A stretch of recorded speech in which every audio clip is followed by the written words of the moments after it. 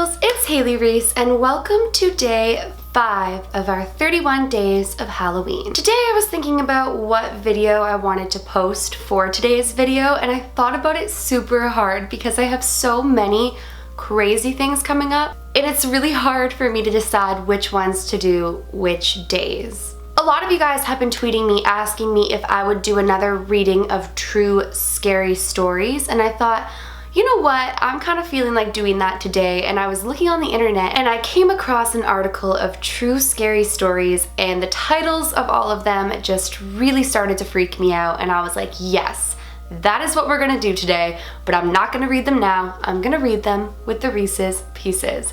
So if you guys wanna hear some of the scariest true stories the internet has to offer, then all you gotta do is just keep on watching today's video. Very quickly though, for those of you who are like, Hailey, we miss your own stories, I've got some crazy ones coming this week, so don't get discouraged. I will surely not disappoint you with the stories of mine that I have coming up. Very quickly, if you are new to my channel though, hi, my name is Hailey.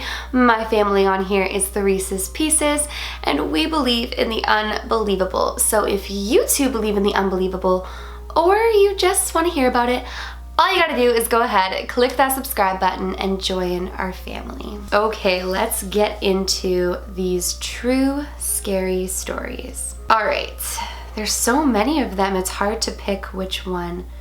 Alright, let's start with nightmare time. My mother always complained that she had a lot of nightmares, but she would never say what her dreams were about. One day, while we were at the mall, I suggested that she wait in the food court while I was getting our food. When I returned with our meals, she had a strange look on her face, so I asked her if she was okay. She said she was fine, so we finished our meals and left. As we were riding down the escalator to leave, I turned to talk to my mother, and I almost had a heart attack because standing behind her was a man in old-fashioned clothing, holding one of my mother's shoulders and looking at me with a very angry expression. She saw the shock on my face and right away shouted at me asking what was wrong. When I told her what I had seen, she started crying and said, "You just described the man that tries to kill me every night in my nightmares." Oh my goodness.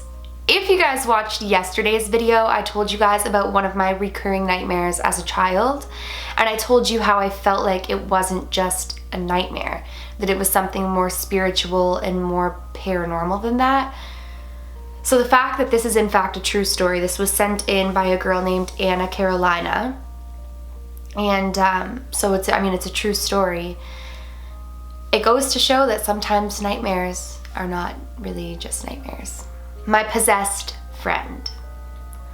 One time, my husband and I had some friends over to eat pizza. One of my friends, who has always been very mystical, began to feel ill in the kitchen and excused himself to our bedroom.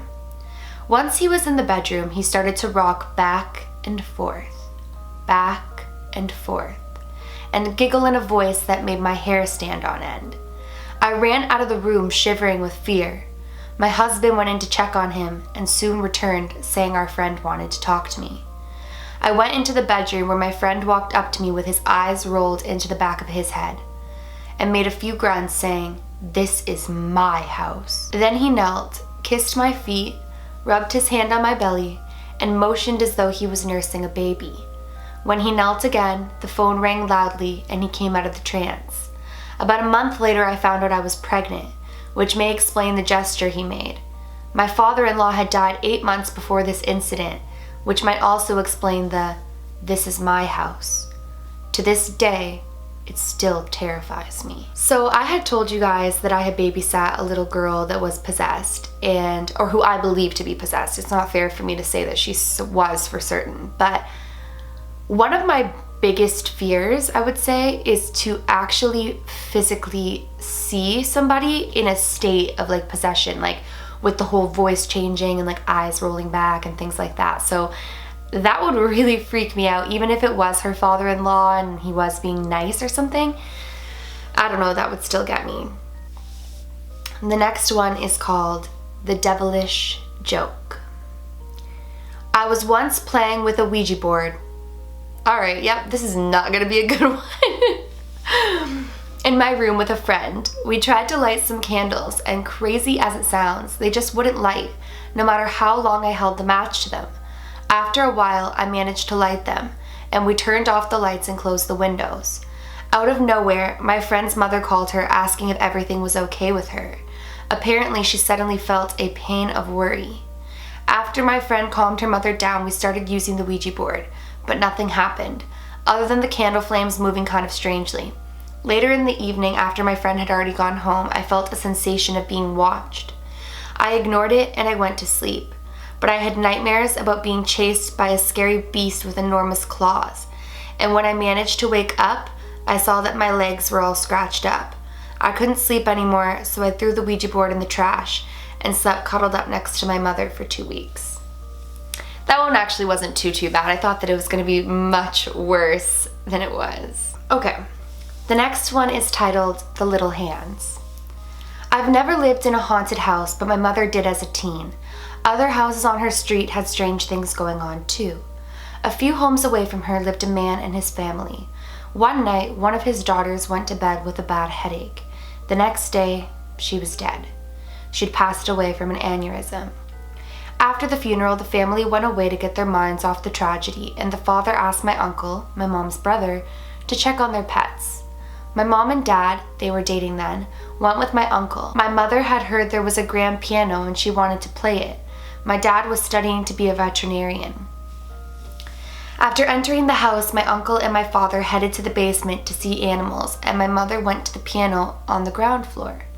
She was playing it when she felt something brush her ankles. She thought that the cat must have left the basement and walked past her. She kept playing, and then she felt it again. She looked under the piano and saw nothing. When she started again, she felt hands clasp her leg and grab them tightly. She dashed to the basement door, called my uncle and father, and waited for them.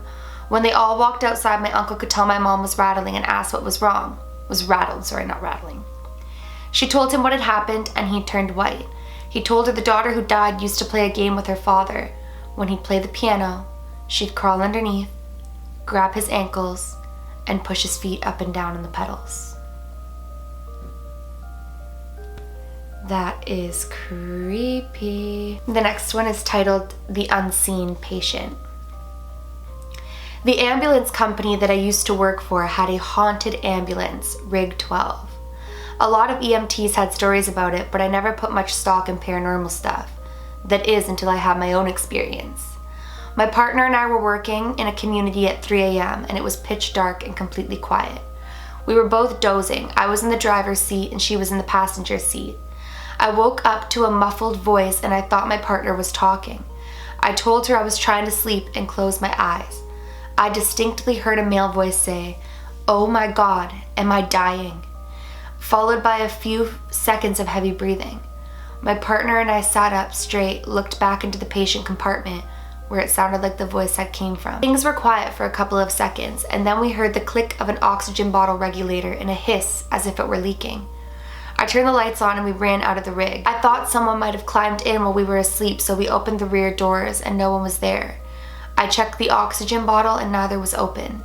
We didn't sleep much after that. The poltergeist ghost. My neighbor Diane and I had a playful poltergeist for years. We called it Billy. I'd come home and find something put in a weird place. Milk in the cupboard, toilet paper in the fridge, laundry in the bathtub. Diane once called to ask if Billy had been around because she couldn't find a gallon of milk. We finally found it outside on her back steps. And sugar. Darn sugar. Every morning my sugar bowl was empty. When I had enough, I'd point to Diane's home and yell, "Go see Diane." Within 5 minutes, I'd get a call from her and she'd say thanks a lot because he'd gone and pulled shenanigans at her place.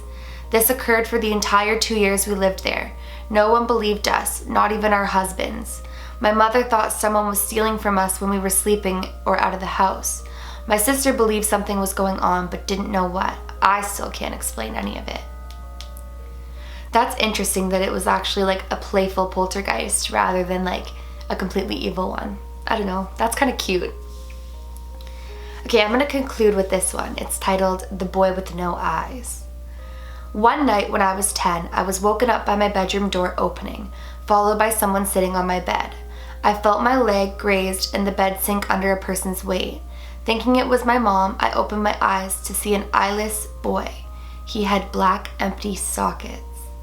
About my age, sitting at the foot of my bed.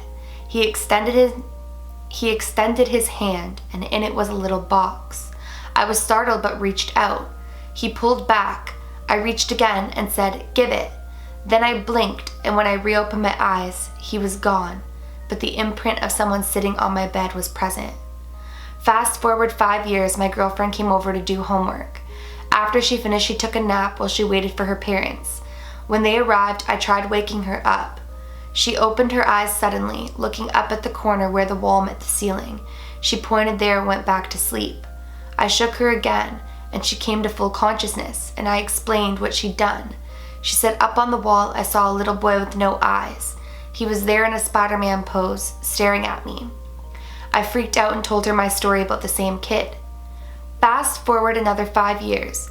I was with the same girlfriend and we had a 2-year-old. We were living in my parents' house in my old room. My daughter started waking up at the same time every night and she'd talk. After a while, I noticed she had almost the same conversation every night. I playfully asked her once who she was talking to. She said, "It's a little boy. He's nice. He's lost and looking for his mommy." My daughter's nightly conversations continued until we got our own place later that year. That is so creepy. Another one of my biggest fears is like seeing something crawling on the wall like you see in scary movies.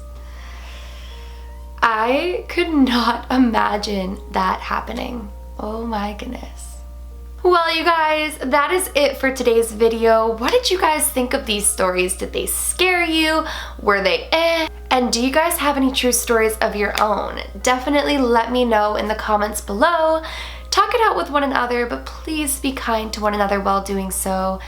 And I cannot wait to see you for day 6 of our 31 days of Halloween. If you guys enjoyed today's video but you are not yet subscribed, please go ahead, click that subscribe button. I post a ton of videos, so I don't want you to miss when I upload. And please give this video a big thumbs up. Like I always say, it makes my heart super happy when you do that, and it encourages me to keep on making these videos, so please do that. Remember, my loves, do all things with kindness. And until next time, love you!